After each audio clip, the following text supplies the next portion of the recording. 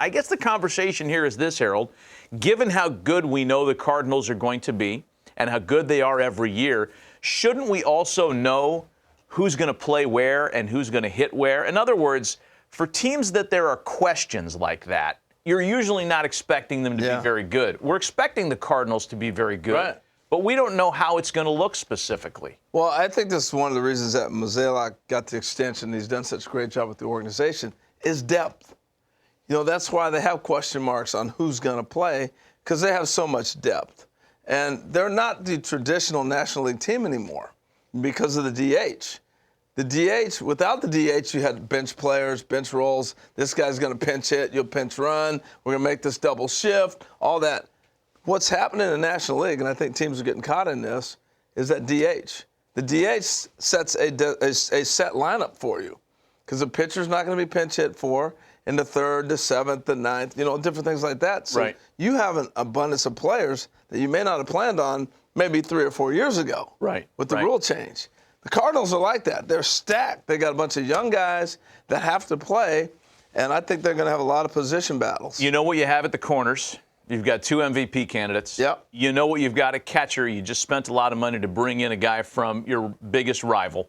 Right. In the outfield, it's a series of coin flips. The rest of the team, you're flipping a coin. Wow. It's pretty interesting. I mean, look at all the candidates here. Notable options in the outfield. I mean, we're listing everybody here, and you're going to see the same name at a lot of spots, like Lars Nootbaar, who profiles perhaps most as a right fielder. Dylan Carlson, we know what he's capable of from both sides of the plate. Tyler O'Neill missed some time with injury last year. He's expected to be healthy and contributing. Jordan Walker is already, in the minds of some, a strong contender for National League Rookie of the Year. Camp is going to be a fascinating exercise for the Cardinals this year. Yeah, it is. And O'Neill's got a question mark because he didn't really perform like he's capable of last year, the full season. Carlson, he's at that point where he's got to turn things fully around. He played pretty good at spurts. I was really impressed with Nootbaar last year. He came on. So then Walker's a guy everybody's talking about breaking in at 20 years old. You know, so they've got all kinds of different battles that will go on.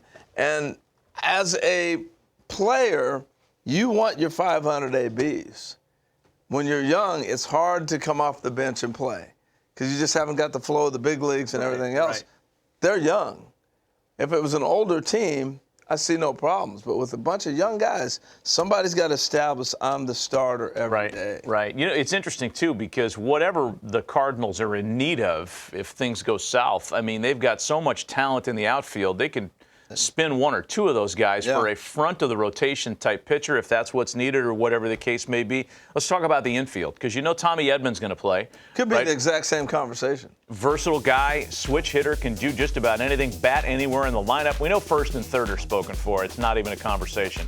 The interesting stuff's up the middle with Edman, Gorman, Donovan, and DeYoung all kind of switching spots on either side of the second base bag. How do you think this is going to shake out? Well, I sound like a broken record, and I'll continue to preach it probably throughout the season, but the shift rule changes everything.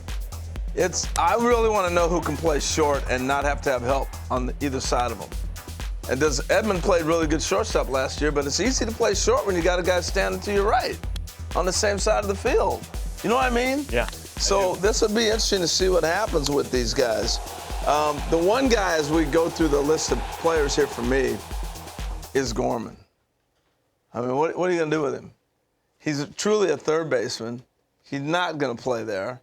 He played up the middle at second, handled himself well, but he's got to play. You know, you can almost read the blogs in advance of the season, right? Because if in fact they decide that they're going to put all their chips into one guy, and the other guy is dealt and he turns into a star like Randy Arozarena, like Adolis Garcia, right? Former Cardinal farmhands who I won't want to say they gave up on him, but they traded him, right? They moved him for something else.